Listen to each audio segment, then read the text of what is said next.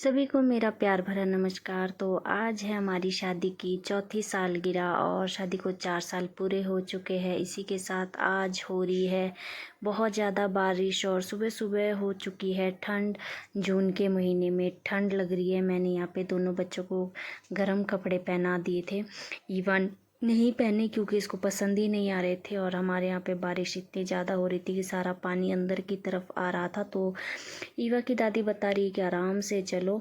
और यहाँ पे दिन के समय ईवा और बैनी गए थे खेत, जहाँ से लेके आए तिरमूली, जो कि ईवा भी खा रही थी कि आप लोगों के इधर भी होती है और आप लोग इसको क्या कहते हो पहाड़ी भाषा में? हम लोग तो तिरमूली कहते हैं। अच्छी तो खा क्यों नहीं रहे हो? खा रहे कहाँ खा रहे? सड़ी हुई याद ये लाई है बैनी खेत से, पेड़ पे चढ़ के। पेड़ पे चढ़ के। तो आज मौसम ख़राब था तो हम लोग रूम में ही बैठे हुए थे दिन भर। सब कुछ बोरिंग बोरिंग सा लग रहा था क्योंकि एनिवर्सरी थी। तो फिर शाम हो गई और मैं चली गई थी किचन में। शाम के 5 और मैं बना रही हूँ सब्जी। सारे लोग गए हैं आज खेत मक्की बीजने।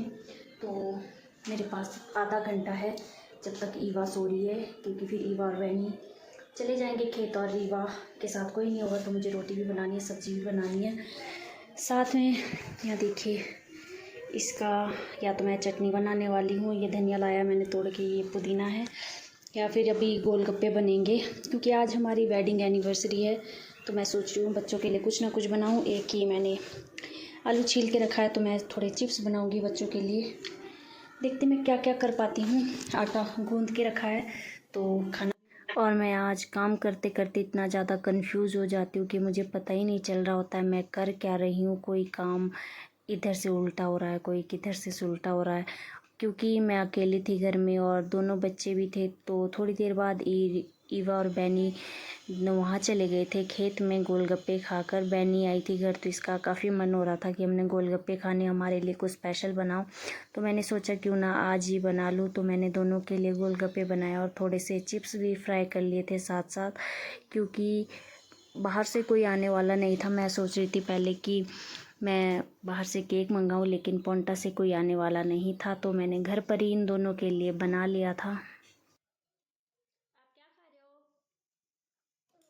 कैसे बनी है?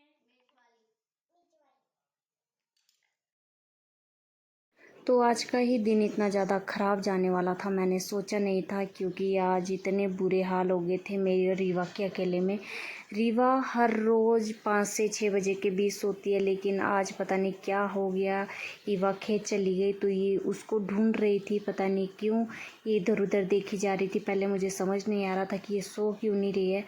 और साथ में मेरी आग ही नहीं जल रही थी। मैं इतना ज़्यादा ट्राई कर रही थी कि आग जल जाए। शादी को 4 साल पूरे हो गए, लेकिन आज तक मैं चूल्हे पे ढंग से रोटी नहीं बना पाती हूँ। मेरी आग ढंग से नहीं जलती है, पता नहीं क्यों। मैं इतना ज़्यादा थक जाती हूँ चूल्हे के पास, जबकि मुझे चूल्हे पे रोटी बनाना बहुत ज़्यादा पसंद है। मैं प्रेफर वहीं करती हूँ कि मैं वहीं रोटी बनाऊँ। लेकिन आज इतनी ज़्यादा परेशान हो गई थी। रीवा रो रही थी बहुत ज़्यादा, कब से लेकर उसे आधा 1 घंटा हो गया था। इधर उधर घूम रही थी बेचारी।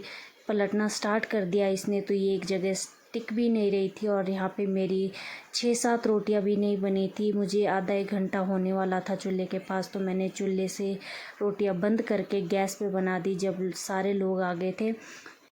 तो मैंने सारा काम ख़त्म कर लिया था जब सारे लोग आ गए थे। खाना खुना बना के रख दिया था, रीवा को सुला दिया था। फिर मेरे ससुर जी पनीर लेके आए थे। मैंने पहले उनको दिन को कॉल की थी तो उन्होंने मजाक में मना कर दिया था कि आज नहीं ला पाऊँगा क्योंकि मैं कहीं काम पे हूँ। तो खेत में मम्मी जी ने बताया होगा कि आज उन लोगों की एनिवर्सरी है तो ले आते। तो फिर से मेरे ससुर जी मार्केट गए और वहाँ से फिर पनीर लेके आए। तो रात के 9 बज रहे थे और सारे लोग थक के घर आए थे। मुझे इतनी ज़्यादा सिर दर्द हो रही थी क्योंकि चूल्हे पे रोटियां नहीं बन रही थी।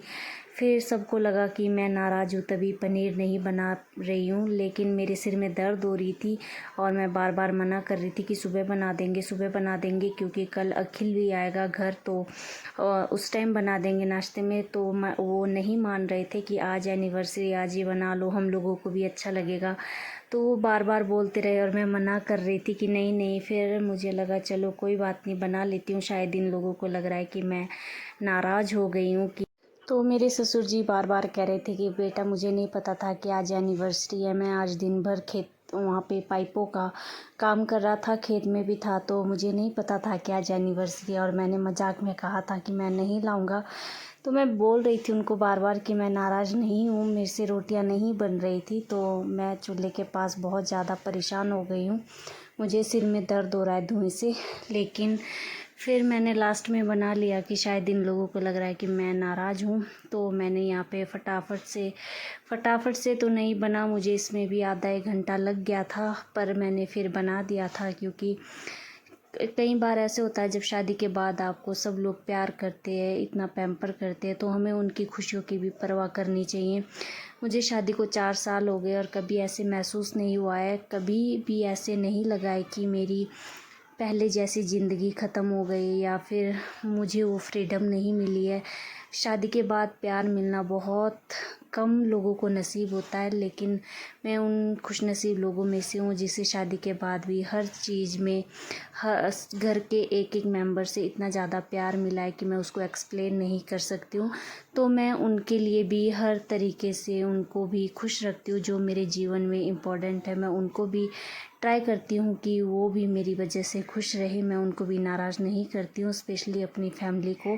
तो मैं इस एनिवर्सरी पर आपको इतना ही कहूँगी मेरी प्यारी बहनों, अगर आपको लग रहा है कि आपको कोई प्यार नहीं करता, ससुराल में कोई अच्छे से ट्रीट नहीं करता, तो पहला कदम आप उठाइए, पहले प्यार बांटना आप शुरू कीजिए, आपको कभी भी उधर से गलत रिस्पॉन्स नहीं आएगा।